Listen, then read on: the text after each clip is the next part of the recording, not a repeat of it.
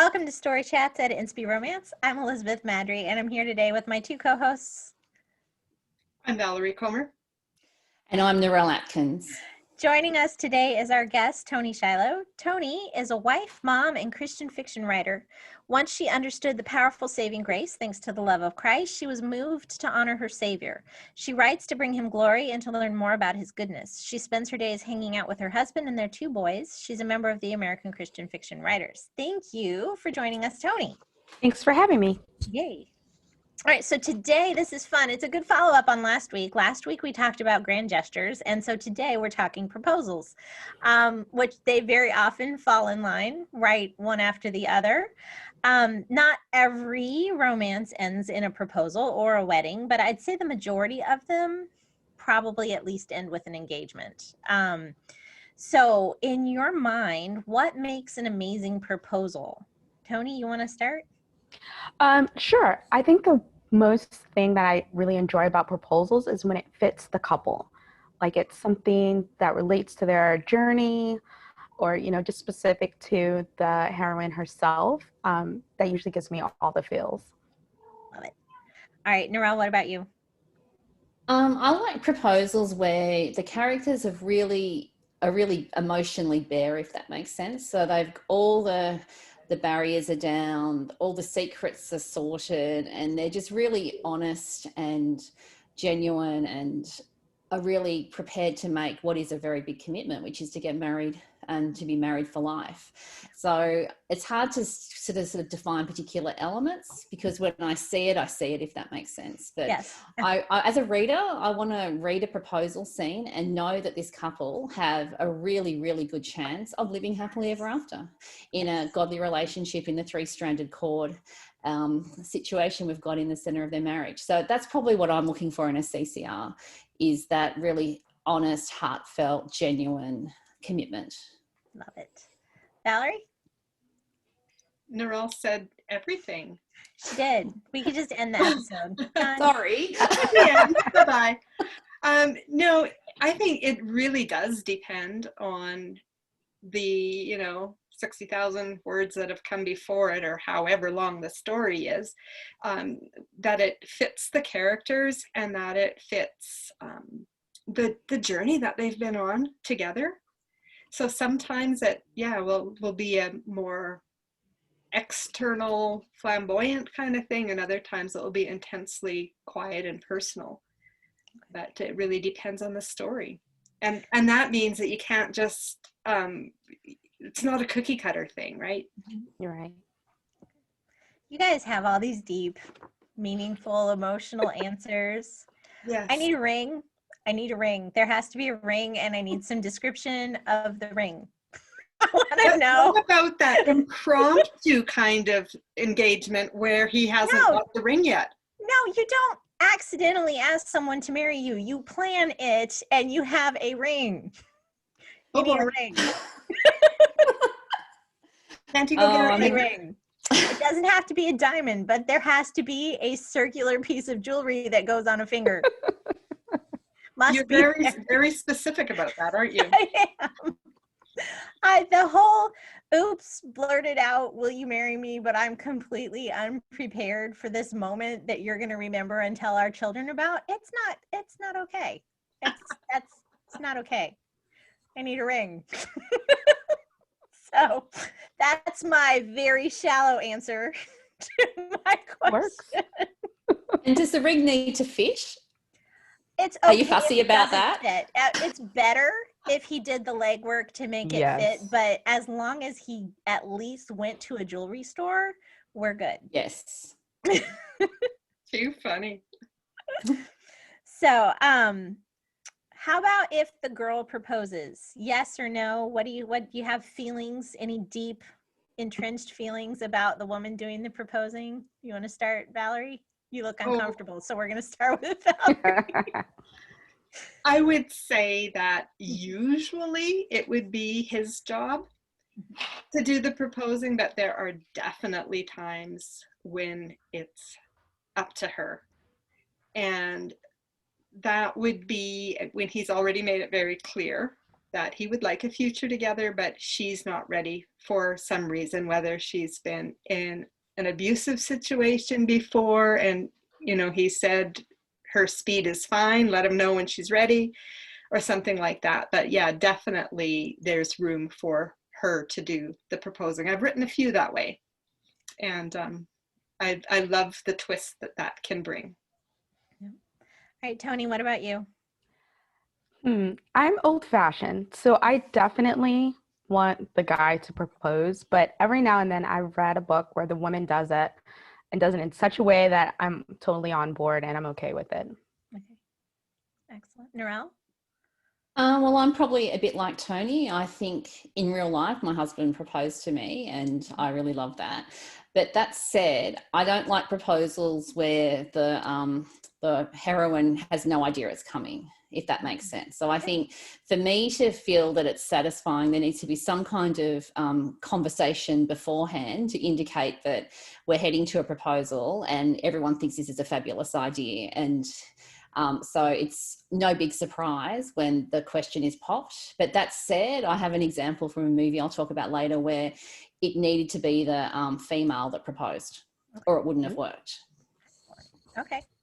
I don't have a problem with it. I think I've written a handful where the woman did the proposing. How does the ring fit into that then? I just want to know.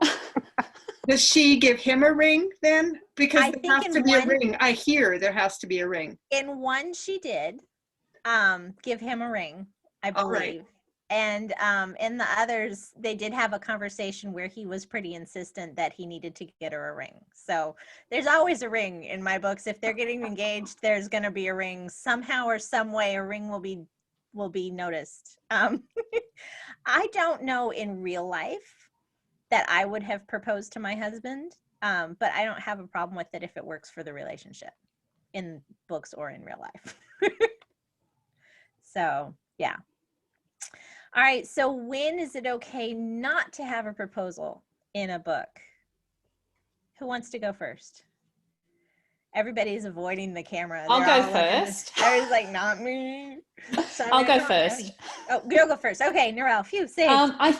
I think if it's a really short time span romance, and I think 5 Days in Skye by Carla Laureano, for example, where it's a really short, they've known each other for 5 days. I think if you're looking at that type of story where it's not a long span of time, then it would be a bit weird to be jumping into let's get hitched next week, if that makes sense. Yes. So I think it depends on how long the timeline in the story or the movie is as to whether it fits. And not just that, but also the emotional maturity of the characters. I think there are some characters, depending on their age, maybe younger people may need a bit longer, maybe not. I could definitely see myself dissatisfied if a story had a proposal that was too soon for the relationship between the characters. Toni? She took the words right out of my mouth. I'm sorry. Oh, it's okay. It's true. If it's a short story, it would just seem, fake and rushed if they add a proposal to it at the end. Yeah. And that's the length of the story itself, like the word count, as well as the time span that the story covers, right? Yeah. Because if you're doing something that's like a novella, a short novella length, then it can be really, really abrupt to put it rushed in. And you're just like, you have to skip like so much stuff to get to that. And you're like, there was no build up, no anticipation. It was just like, and here we are. There's a ring. Don't forget the ring. And and all of a sudden everything's good. And you're like, but what happened? Yeah. Yeah. Yeah, I'm not one who has to have a proposal in a book at all. I'm like you guys. I want the relationship to feel like they're actually at that point. Because there is a big step. I don't feel like you should get engaged and then decide if you're ready to get married and be engaged for 3 years and then finally you're ready to get married. To me, I feel like don't get engaged until you're ready to get married. That's what the order that I think it should be in, right? You're ready to get married and commit to this person, you get engaged, and then you get married. You start planning that wedding and get on with it already. Yeah. All right, so in CCR that you have read, now it's time. The best proposal that you've ever read in CCR. Who did I put down for first? Valerie. Best proposal.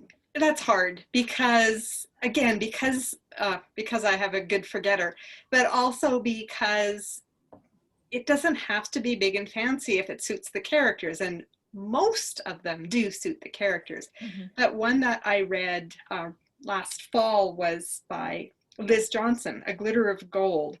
So there was a bit of a secret identity issue in the story. And so the proposal, I think there was a ring. I think it still meets your criteria there. Yeah. But I remember liking this book, so probably, yeah. So it was kind of corny, but he says, "I love you, Anne Norris, or Bonnie. I'm not really picky about your name, but I wouldn't mind if you wanted to change it to be the same as mine." Oh. I was like, that's cute. Corny, but it worked for their relationship. So I thought that one was fun. Yeah. Good. All right, Toni, what about you? Best proposal? So I was thinking Brandy Bruce's The Last Summer. If you guys have read that, it's so emotional. And so by the time they go back to where it all started, where he basically broke her heart in the beginning of the book, and he, heals her heart by proposing. Yeah, I was crying. Yeah, that's the best. That's excellent. That can be a really powerful thing when it really echoes some of the earlier struggles in the story. Oh yes, definitely came full circle. Yeah, that's very satisfying and to the reader heart. Yeah. And being a love triangle story, I was also heartbroken for the one who didn't get proposed to as well. So it was a real tearjerker, I think.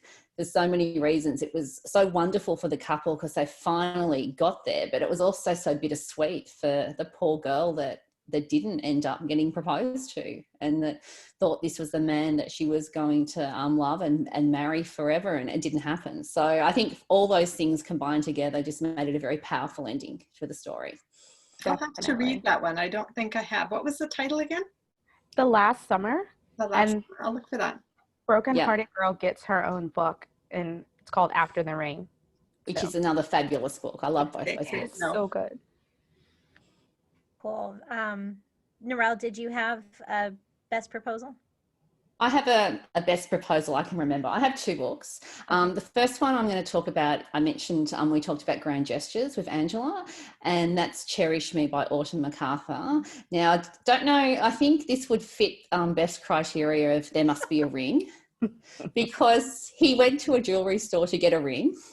So that all happened, but there was a bit of a twist on it as well. So the grand gesture didn't happen, and the ring wouldn't happen exactly the way Beth would like, but it was just the perfect, it was just a beautiful, perfect ending for that particular story, where there were high stakes. It was very stressful in a lot of ways because of what happened. I'm not going to give you spoilers, you'll have to go read it. But I just love the simplicity of how that proposal panned out in that story. And I think if it pulls your heartstrings, then you know it's a good one. And the other one I had is actually Toni Shiloh's book, The Trouble with Love. So I really love the proposal in this book, and I went back to look at why. And it's because they had a conversation beforehand. So that's one of my things, is I like to know that when the proposal happens, that the characters are really, they're all in, 100% all in on the relationship. And I love the way she wrote all of that ending, just the pre-setup for the proposal plus the proposal. I thought it was beautiful and worked really well, and it's a favourite of mine too. Yay. Nice. Awesome. That is a good one. That is a really, really good one. So my favorite proposal, honestly, this is terrible, but it's one I wrote. I had to do those. I remember the ones I wrote, at least. I love my proposal in Joint Venture, which is a little novella. And what's fun twofold about it. One, I get some comments from readers sometimes about how unrealistic it is, and I modeled it after a friend's son this was his actual proposal. So I'm like, this actually happened, but whatever, it's unrealistic. But they've been friends forever, and they're not even really dating. They're just friends. They're deciding to open a salon together. They're both desperately in love with the other, but again, they don't want to mess up the relationship and now this business partnership either. And then Matt decides he's going to put it all on the line. So when they're getting ready to open the salon, she gets there early and finds this trail of ribbon through the salon. And there's little signs along the way, in 30 seconds, I'm going to tell you I love you for the first time. And then, all this as it leads into where he's then in the back room on his knee with a ring. With a ring. Good to know there's a ring. To ask her to marry him, even though they never really dated, but they've had such a long and deep friendship that it doesn't really matter. And I just also love that this was how my friend's son proposed to his best friend. And they got like 6 kids or something now. They're going strong. So it worked for them and for Matt and Laura. But I just thought that was fun and romantic. So, all right, TV show or movie proposal. Best one, Toni? Ooh, you're gonna start with me first. Okay, so I thought of 2. Okay. The first one I thought of was Ever After. Yes. And it's again kind of the full circle. He broke her heart, but then he humbles himself by kneeling before, like just totally, starts the waterworks in me. And then the other one I really enjoyed is While You Were Sleeping. So normally I'm a big fan of the guy kneeling because, I don't know, there's just such a respect in that. Yeah. But he totally just drops the ring like it's a token and fits their story. So it's one of those moments where you're clapping and making, noises, and everyone else who's in the house with you is rolling their eyes at you. Yeah. Yeah. That's iconic. That one, I think, at this point. All right, Valerie, did you come up? No? Nope. Yes? No? Nope. I'm just going to go on record as I just so rarely watch a movie that I can't even remember the last one I watched. I'm going to keep asking you every time we fine. talk about Every movies. week we can have this conversation. That's okay. Someday I might actually watch one. It'll be good. What'd you choose, Narelle? Well, I've got 2, and I've got a really obvious one, which I'm surprised hasn't been mentioned, which is The Proposal with Ryan Reynolds and Sandra Bullock. And I think, this is a fake relationships story, obviously. And when she's about to get deported and she's in the office and everything's gone wrong and all hope is lost, and he comes in. I just love that scene. I just, they actually did the proposal right, if that makes sense. And it's actually, this time they love each other and it's a real relationship. So that was my first one. And my second one is Runaway Bride. And the reason I picked Runaway Bride is because it's actually Julia Roberts' character that proposes to Richard Gere. So she's had 3 or 4, I can't remember now. She's had a bunch of fiancés. Yeah. 5, is it? That's a lot. So she's just left all these men at the altar. So they propose to her. It's all beautiful. She says yes, gets cold feet and just runs. And he's been reporting on her and this woman who's the runaway bride. And so when the proposal comes, it had to be her that proposes. It couldn't be him. It would just not make sense if he was the one that did the proposing. So I really like the ending of that one, because that's when she's finally got herself organized and she's worked out, yes, this is it. This is the one. I'm not going to have cold feet. And so she proposes to him. And I just thought that was beautiful. Yeah. Nice. So that was my second. That's a good one. And I'm also noticing a trend, maybe everybody who's listening is too, between last week and this week. Narelle really likes Richard Gere. Oh, yeah. Absolutely. Yes, I will resist the temptation to draw out more Richard Gere movies if you don't know. No, it's okay. And I really like him too, but I'm just I really like Richard Gere and Julia Roberts together. I think they were just I was a child of the 80s, so there you go. Yeah, absolutely. Toni stole mine, because While You Were Sleeping is my favorite, hands down. So I was sitting here trying desperately to come up with a second favorite, and I was thinking You've Got Mail, but they don't actually get engaged at the end of You've Got Mail. It's implied, but it's not official. Right. Sleepless in Seattle, I think the same thing. It's not, because I love those endings, but they don't actually end. They're both missing rings. See, this, you need the ring to know that it's actually a proposal, as opposed to, just hanging out for falafel or something. I don't know. So yeah, I couldn't come up real fast with a second choice. So Toni stole mine. That's okay. I'm sorry. No, it's okay. I wouldn't be sorry. It was on my list, but I knew Beth would talk about it. So There you go. There you go. All right. So since we're all married, I thought it might be fun to share our proposals. And then if you want to rate it in terms of how it would satisfy you if it were in a book, you can do that too. But you don't have to. That part's optional. And we're not rating each other's proposals because that would be weird. So, but I'm going to make Valerie go first this time because you have one of these. I should shut the door.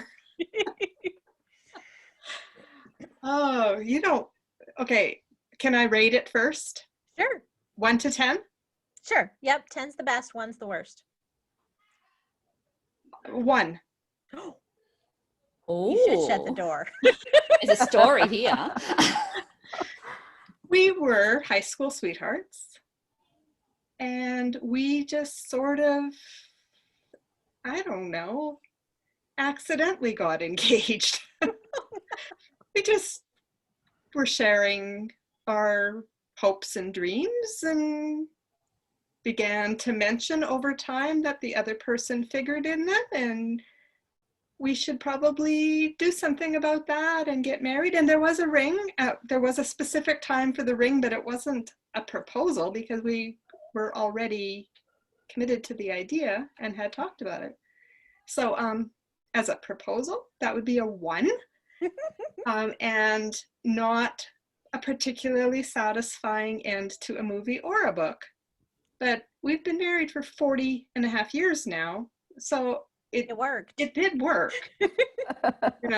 and rings and all. So it's good.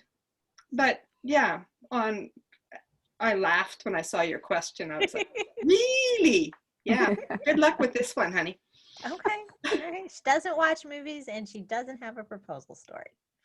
I have a proposal story. It just doesn't include a proposal. Exactly.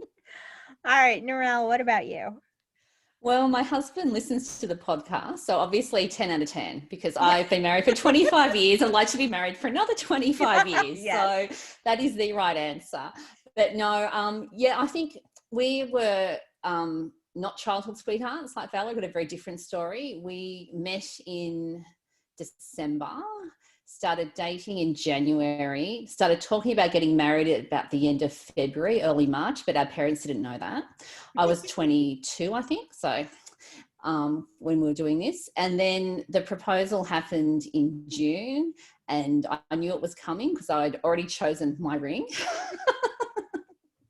Yes, so I love my engagement ring, and my husband wasn't game to pick a ring without me having anything to do with it. So yes, and so we had to wait for the ring to get fixed up, and then the proposal was really romantic. It was at Clontarf Beach in Sydney. So I've mentioned this setting in some of my books. If you've read chapter 1 of Solo 2, that's actually set at Clontarf Beach where my husband proposed to me on the sand. Nice. And then we went and had fish and chips for lunch in the restaurant. There's a little restaurant that overlooks the water on the beach there. So it was really beautiful and romantic, and my husband did everything he could to make it a really amazing day, and I love him for that because it was very special. So it's a good story to tell. Yay, that's excellent. That is good. Good for him. All right, Toni, what about you? All right, so mine's interesting. I met my husband the very first day I went to my first duty station. I was stationed in England, and the airman always took out the new person for dinner. And like from that moment on, we were kind of like attached at the hip. But then 2 weeks later, he had to go deploy to go fight in Iraq. Okay. So we just kind of continued our relationship over email and the occasional phone call. And I was actually in the public library on base, emailing him back and forth. He was on at the time. and it pops up like, will you marry me? And I was shocked, and I like literally gasped and then looked around to see like if anyone was paying attention to me. But I typed yes because I wanted to. I loved him. But he was deployed. He was getting shot at. I thought it was, a spare of the moment kind of question, like he didn't think he was going to make it or something. So when he came back 3 months later, we were in my dorm room, and he said he had something for me, and I was like, oh, cool. He stopped and got something. And no, he Like popped popcorn or open something, right? Yeah, something. He popped open the ring box. There was a ring. Yay. And he proposed, and I was so shocked and so happy and amazed, because I really did think that, email proposal was getting shot at kind of thing. Oh, I love that story, though. That's fun. Beautiful. Beautiful. That's really fun. Yeah. I love it. That's Yeah. great. 10 out of 10 for Toni, too. Yes. Yes. So mine is so fun. I give it like a 14 out of 10 because I'm an overachiever. Well, see, the thing is that's funny is because my husband is, we're both software engineers. So we're both super nerdy, and romance is not his thing. So when we had been talking about getting married and all of this, I figured the proposal would be just like a knee and will you marry me, and very simple, which would have been fine. But we met in college, and so over summer breaks we would email back and forth over the summer breaks because we both had computer jobs. This was before like email was ubiquitous. That was kind of a big deal that we had access to email at that point. It was like early 90s. So my job, this is so dreadfully boring. I had all this time. So I would send my emails to him every day. I would usually write at work, and I made them into this like fairy tale of, my boss was like the evil dragon, and, I was the desperate princess locked in the tower, slaving away at the keyboard kind of thing. So there was this all my emails were this ridiculous fairy tale of how horrible my job was, and I hated it. So when he proposed, he actually wrote a short story that picked up from that last email that I had sent, and of him as the knight coming to rescue the princess. And he had to travel through all these dangerous things, and one of them was this cave with a lake that he had to swim across, and then there was this all these roses, and he had that were poisonous except for one, and the one had the antidote. And then he pulls out from behind his back, as he's reading me this story, a rose, and he hands it to me, which is lovely, but there dangling off one of the stems was my ring. That is beautiful. And it's like the only the time in his life he has ever done creative writing, but I'm like, that's okay. One and done, you did a good job. So, but because it was so sort of out of character for him to do, but it was just so amazing. So I love my proposal story. Definitely a 14 out of 10. Now I can see why you wanted to have us talk about proposals. And I think we've kind of covered the whole gamut here today. Yeah. I don't get to brag about it as much anymore. Like when we were first engaged, you telling everybody how it happened. But after 25 years, it's like nobody cares anymore. But I care. We care. Yeah. Yes, we do. And that's the thing about proposals. Like everyone's going to have a different idea of what's perfect and right and fits them. And so as long as your proposal is perfect for you, it doesn't matter what anyone else thinks or how it measures up. That's just my opinion on all of it. No, I agree. And honestly, to me, as long as it was my husband doing the proposing, I would not have cared, what it was. Like if we'd been in class and he'd like slid it across with a note, check yes. If I'd have been fine with that because it was him. And I think that's what I always look for in books is like, is she wanting to marry him because of this amazing thing that he did and the ring? Or is it because, would she marry him if he did just blurt it out without a ring, even though that totally doesn't count? Or just casually grow into it Yeah.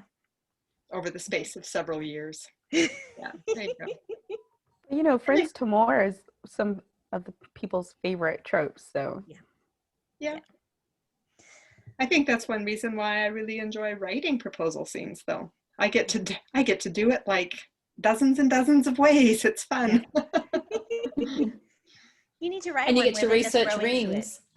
Yeah. I go online and research rings. I love that. Yeah, I do too. I Same. get so many ads in all my stuff for all these amazing fancy jewelry stores. I'm like, That's fun. oh, Facebook and Google, you're barking up the wrong tree here. That's all research. But indeed. All right. Final thoughts on proposals, because we're coming right down to our time. Anybody? Just want to mention that sometimes when you've got single parents in the books, it's really fun to have like family proposals too. Yes. And I've seen that. I've done that a couple of times myself, but I've also seen that Valerie Bodden did that in Not Until This Day. It's a second time around romance. So she's got a little girl, he's got twin sons, and the kids are all involved in the proposal, and it's like, we want to be a family. Will you marry us? Oh, that's nice. And so there's just so many ways, depending again on how, you know, who the characters are and what works for them, that sky's the limit. So many options. Seaside Inn, I think is what it's called, by Lucie Ulrich, has a single dad with a little girl, and that's the little child is included in the proposal, and that is fun.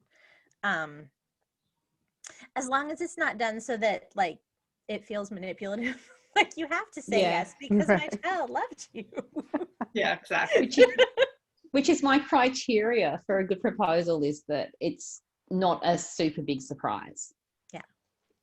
Yes. But I think it's lovely when kids are involved, because really when you've got a single parent proposal, it's a family that's being created when the couple get married. So I think it's lovely that the kids are involved in that. Yeah. Well, and it makes actually, it more special. Tony's book that comes out Tuesday. Mm-hmm. Yeah. Yes. It has adorable kids that are part of the whole thing, and it's a marriage of convenience. So it's fun because you get like two proposals. Only one with a ring, but you know. Can't have everything. Yeah, that's right. I didn't know your criteria before I started writing it. I'm sorry. And you don't, you know, I mean, that's just my criteria. You can do your thing. But that's fantastic. And I love how the kids are part of that whole story. The kids are so much fun in that book. So much fun. Got it pre-ordered. Yes. All right. Then we're probably good on our time. So thank you, Toni, for joining us. Tell everyone, not just us, but tell everyone where we can find you and your books. So you can find me on my website at tonishiloh.com, and my books are primarily on Amazon, but like an Unlikely Proposal, it's my first love-inspired one, so that will be wherever you shop at. Thank you, everyone, for joining us tonight at Story Chats. You can find all the info about the podcast at inspiromance.com/storychats. And if you're watching on YouTube, don't forget to subscribe and hit the notification bell so you never miss an episode. We'll be back next week. And in the meantime, don't forget to fall in love with a good book. See you guys. Bye. See you, everyone.